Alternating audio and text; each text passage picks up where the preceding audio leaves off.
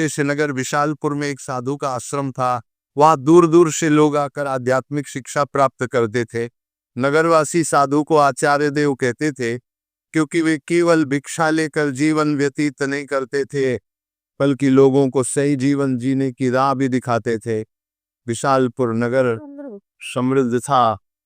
लोगों के घर धन, गहनों और रत्नों से भरे रहते थे।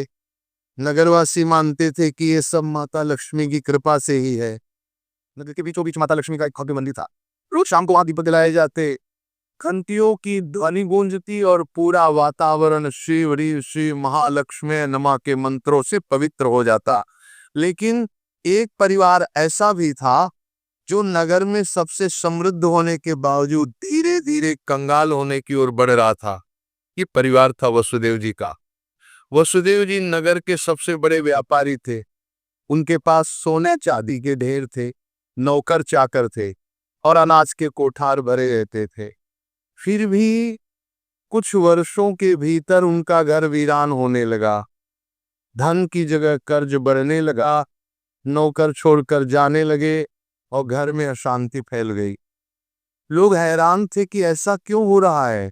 आखिर माता लक्ष्मी की कृपा एक समृद्ध घर से क्यों उठ गई। वसुदेव जी भी परेशान थे। एक रात वे चिंतित होकर सो रहे थे, तभी उन्हें एक स्वप्न आया। स्वप्न में माता लक्ष्मी प्रकट हुई। उनके मुखमंडल से दिव्य आभा निकल रही थी।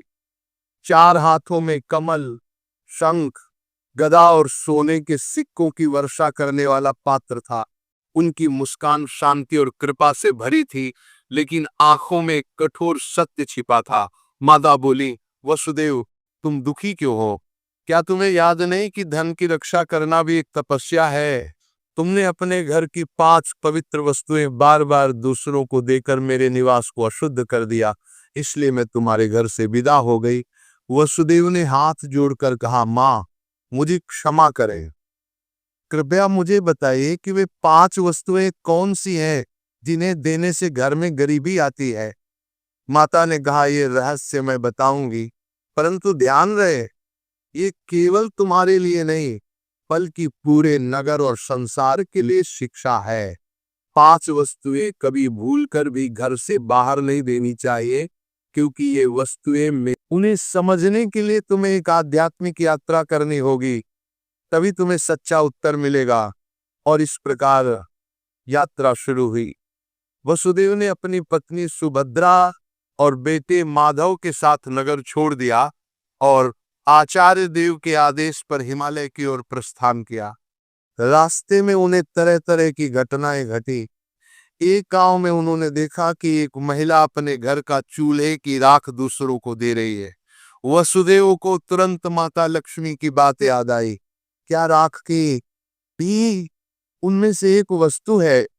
उन्होंने महिला से पूछा, बहन, तुम ये राख क्यों बांट रही हो? महिला ने कहा, महाराज, लोग मानते हैं कि राख खेत में डालने से फसल अच्छी होती है। वसुदेव ने सोचा, लेकिन ये तो गलती है। चूल्हे की राख घर के भोजन और अग्नि का प्रतीक है। इसे बाहर देने से घर की उन्नति रुक जाती है।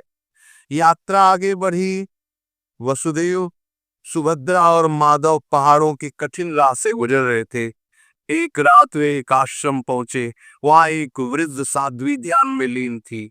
साध्वी ने वसुदेव को देखकर मुस्कुराते हुए कहा, तुम्हें लक्ष्मी माता के 5 रहस्य जानने हैं ना?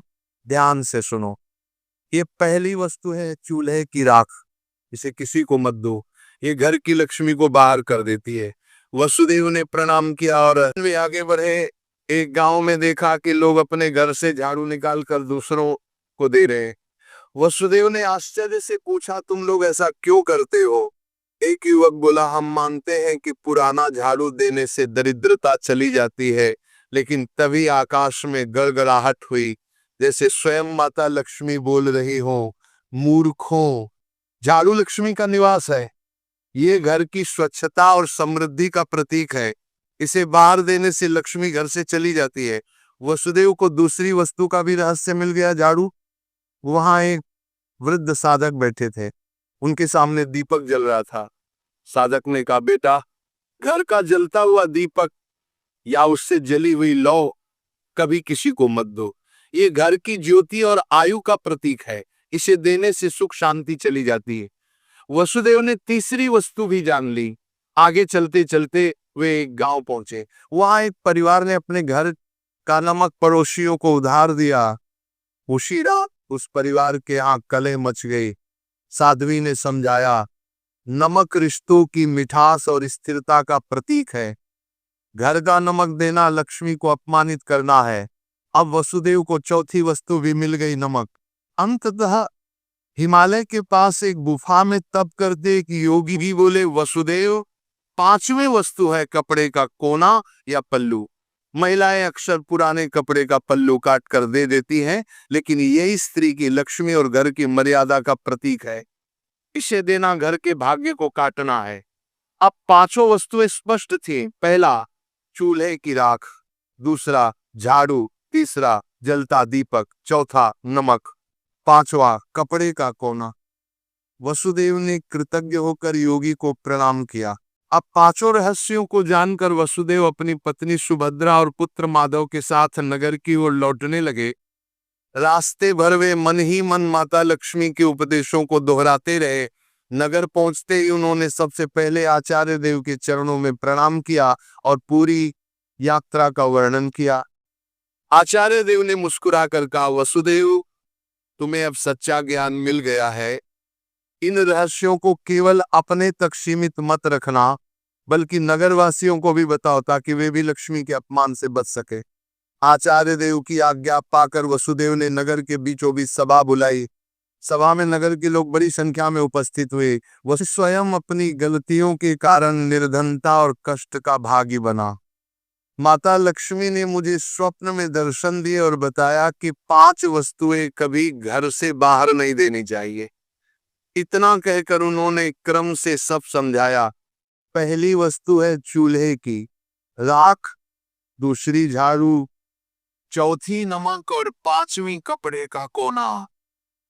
आपको भी अपने घर से ये 5 चीज कभी नहीं देना, नहीं तो गरीबी का आपको सामना करना पड़ सकता है। कहते हैं कोई भी चीज देने से पहले उसको 50 बार सोचना चाहिए आपको, नहीं तो आगे भी कहते हैं ना कोई परेशानी हमें घेरे, तो इन चीजों का नियमों का आपको पालन करना चाहिए। राधे राधे।